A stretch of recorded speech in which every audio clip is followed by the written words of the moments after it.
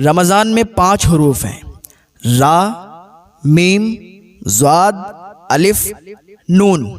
را سے مراد رحمت الہی ہے، میم سے مراد محبت الہی ہے، ضاد سے مراد ضمانت الہی ہے، الف سے مراد امانت الہی ہے، اور نون سے مراد نور الہی ہے۔ اور رمضان میں 5 خصوصی عبادتیں ہوتی ہیں: روزہ، تراویح، تلاوت قرآن، اعتکاف اور شب قدر کی عبادت۔ تو کوئی اگر سچے دل سے یہ 5 عبادتیں کرے وہ ان 5 انعام کا مستحق ہے، یعنی رحمت الہی اس کے قدموں کا بوسہ لے گی، محبت الہی سے اس کا دل سرشار ہوگا، میدان قیامت میں اللہ اس کا ضامن ہوگا، محشر کے تمام خوف سے وہ امن و امان میں ہوگا، اور مرنے کے بعد اس کی قبر میں نور ہی نور ہوگا۔ رمضان کا مہینہ بے شمار فضائل و برکات کا حامل ہے۔ اس ماہ کی بزرگی اور رحمت کا اندازہ اس بات سے بھی لگایا جا سکتا ہے، اللہ تعالیٰ نے اپنے بندوں کی ہدایت کے لیے قرآن پاک کا نزول اسی مہینے میں کیا۔ حضرت سلمان فارسی رضی اللہ تعالیٰ عنہ بیان فرماتے ہیں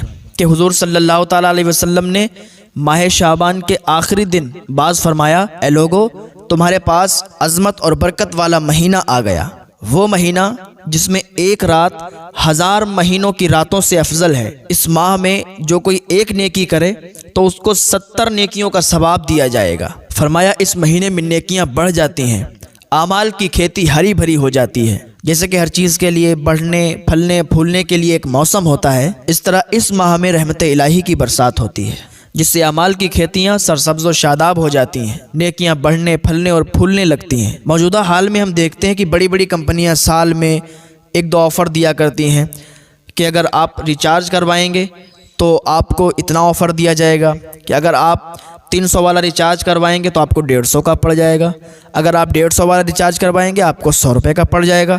تو اس طریقے سے موجودہ حالات جو چل رہے ہیں، کمپنیاں آفر دیتی ہیں اور ہم لوگ انہی آفروں میں لگے ہوئے ہیں، ہم لوگ انہی آفروں کے پیچھے بھاگتے رہتے ہیں، ایک دوسرے کو شیئر کرتے رہتے ہیں، ادھر بھیجتے ہیں، ادھر دوستوں میں شیئر کرتے ہیں، آفرز کے پیچھے لگے ہوئے ہیں۔ مگر افسوس کہ ہم اس شاندار عظیم خدائی آفر سے بے خبر ہوتے ہیں جو اللہ رب العزت کی جانب سے ہمیں رمضان کی شکل میں عطا کیا گیا ہے۔ فرمایا یہ مہینہ صبر کا ہے اور صبر کا بدلہ جنت ہے۔ اس ماہ میں مومن کا رزق بڑھا دیا جاتا ہے۔ اس مہینے میں اگر کوئی روزہ دار کو افطار کرائے تو اس کے گناہوں کے لیے یہ مغفرت ہے، اس کی گردن آگ سے آزاد کر دی جائے گی، اور اس روزہ افطار کرانے والے کو بھی ویسا ہی ثواب ملے گا جیسا روزہ رکھنے والے کو ثواب ملتا ہے، اور روزہ دار کے ثواب میں کوئی کمی نہیں ہوگی۔ صحابہ اکرام نے حضور صلی اللہ تعالیٰ علیہ وسلم سے عرض کیا، یا رسول اللہ صلی اللہ تعالیٰ علیہ وسلم، ہم میں سے ہر کوئی اتنا طاقتور نہیں ہے مالی اعتبار سے کہ افطار کرائے۔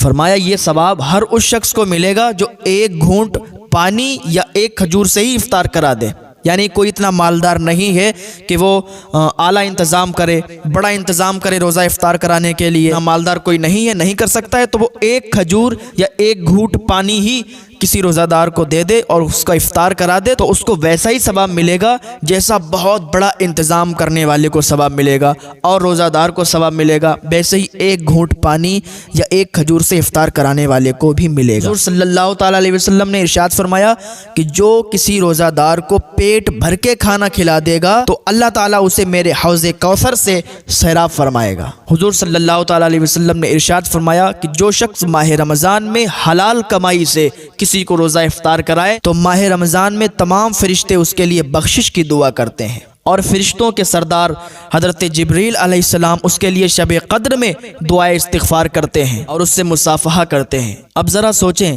کہ ہم کسی سے دعا کے لیے کہتے ہیں حضرت ہمارے لیے دعا کر دیں، حضور ہمارے لیے دعا کر دیں، ہم لوگوں سے دعا کے لیے کہتے ہیں، لیکن اللہ تعالیٰ اپنے فرشتوں سے ہمارے لیے دعا کروا رہا ہے، فرشتے ہمارے لیے دعا کر رہے ہیں۔ جب بتائیں فرشتے دعا کر رہے ہیں تو وہ دعا کیسے نہیں قبول ہوگی؟ اس مہینے میں 3 عشرے ہوتے ہیں، عشرہ 10 دن کو کہتے ہیں۔ فرمانے علی شان ہے یہ وہ مہینہ ہے جس کا پہلا عشرہ رحمت کا ہے، اور دوسرا عشرہ مغفرت کا ہے، اور تیسرا عشرہ جہنم سے آزادی کا ہے۔ علماء کرام فرماتے ہیں یوں تو پورا مہینہ ہی عظمت، برکت، رحمت کا ہے، مگر اس ماہ کا آخری عشرہ بے شمار خصوصیات کی بنا پر بڑی اہمیت کا حامل ہے۔ یہی عشرہ تو جہنم سے آزادی کا پروانہ لیے ہوئے ہے۔ یہی وہ عشرہ ہے جس میں 1 رات شب قدر کی ہے جو 1000 راتوں سے افضل ہے۔ رمضان کا یہ عشرہ اپنے اندر 4 خصوصیات رکھتا ہے۔ اسی عشرے کی شب قدر میں قرآن کا نزول ہوا۔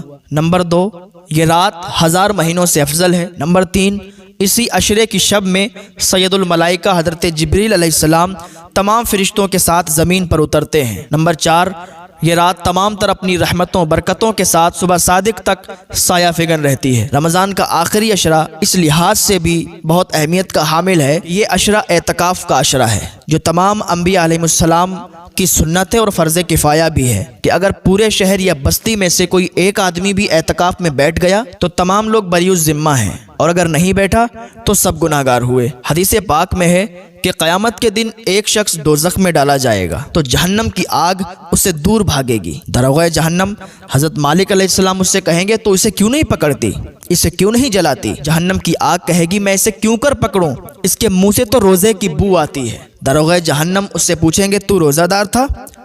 وہ کہے گا ہاں، تو آپ کہیں گے اسی لیے جہنم کی آگ تجھے نہیں جلاتی۔ قیامت میں رمضان اور قرآن روزے دار کی شفاعت کریں گے۔ رمضان اللہ کی بارگاہ میں کہے گا میں نے اسے دن میں کھانے پینے سے روکے رکھا تھا۔ قرآن اللہ کی بارگاہ میں عرض کرے گا اے پروردگار، میں نے اسے رات میں تراویح کے ذریعے، تلاوت قرآن کے ذریعے سونے سے روکے رکھا تھا۔ اللہ تعالیٰ رمضان اور قرآن کی شفاعت قبول کرے گا اور روزہ دار کو جنت عطا فرمائے گا۔ اللہ تعالیٰ فرماتا ہے جو شخص ایمان اور اخلاص کے ساتھ روزے رکھے اللہ تعالیٰ اس کے پچھلے گناہ بخش دیتا ہے۔